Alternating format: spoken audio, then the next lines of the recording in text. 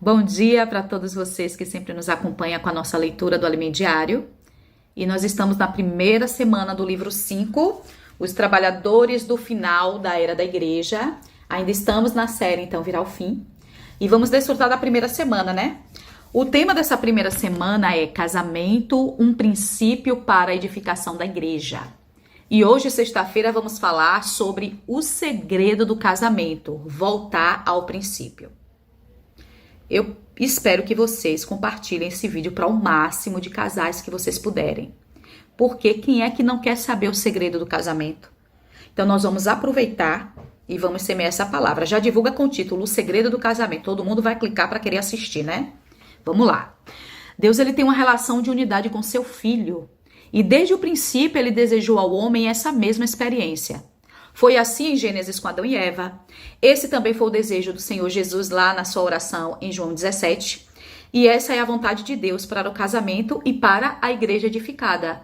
Como nós podemos ver lá em Gênesis 2:24, João 17:21 e Efésios 5, do 31 ao 32.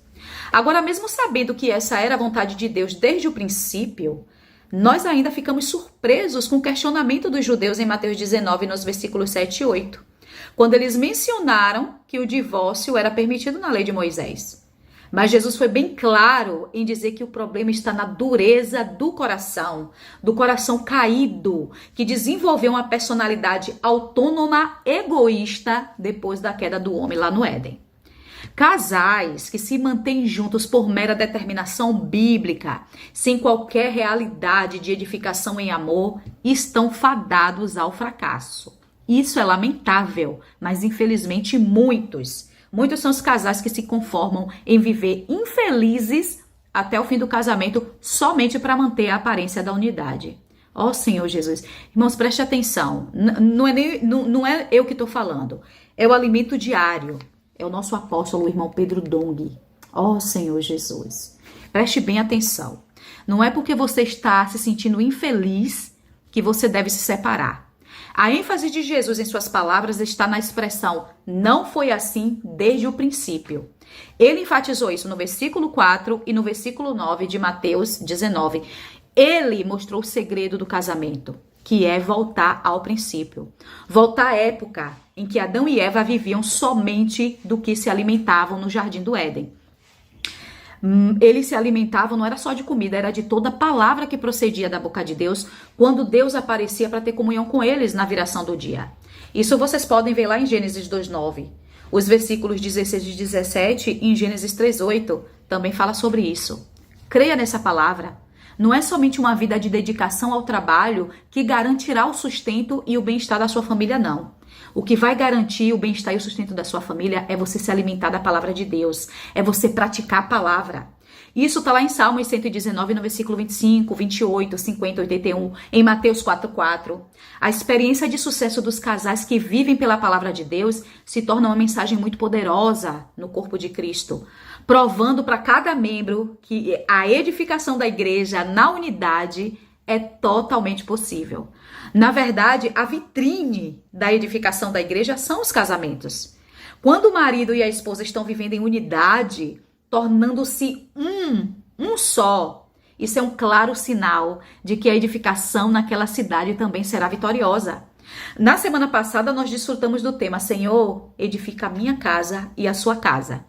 E vimos que a edificação de Deus deve começar dentro da nossa casa, dentro do nosso casamento, dentro do nosso lar. Ó Senhor Jesus!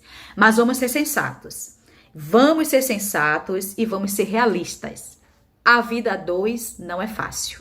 O casamento é cheio de lutas, de desafios que fazem parte de uma vida comum em todas as esferas sociais nas quais participamos. Por isso, para obter sucesso na vida espiritual, profissional ou conjugal, é necessário ter uma experiência de cruz. Tem que fazer morrer o ego. Tem que fazer morrer o orgulho, o velho homem. Ó Senhor Jesus. Ó Senhor Jesus.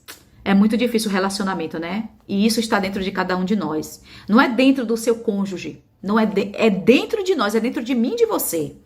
Ó Senhor Jesus. Ainda que Deus permita que o homem se apaixone, que seu coração queime, que seus pensamentos fiquem totalmente tomados pelo desejo de se unir a alguém, esse sentimento não vai durar. Ele é só uma ponte para algo mais sólido que virá. Com o quê? Com o amor. É esse amor que trará a experiência da edificação, tanto na igreja quanto no casamento.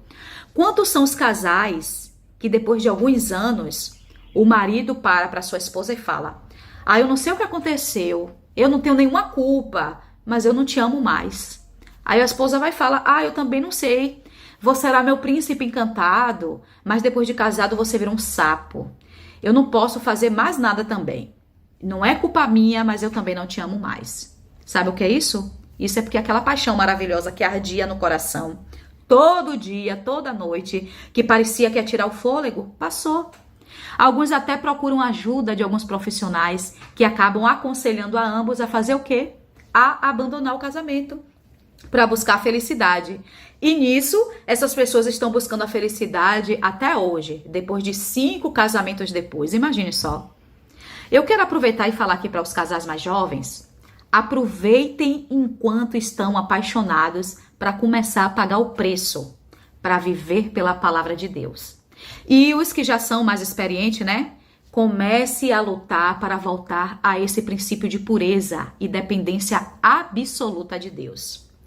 A edificação, ela deve ser conduzida pelas duas partes. Os dois, o homem e a mulher, precisam lutar para voltar ao princípio, a sua personalidade autônoma, independente de Deus, egoísta, leve para a cruz e aprenda a ser mais empático com as diferenças e limitações do seu cônjuge. Esse é o segredo do casamento, voltar ao princípio, depender de Deus em todos os aspectos, tomar a cruz e praticar a palavra profética. Eu agora quero orar por você. Ó Senhor Jesus, Senhor, como é difícil viver a dois, Senhor, não é fácil.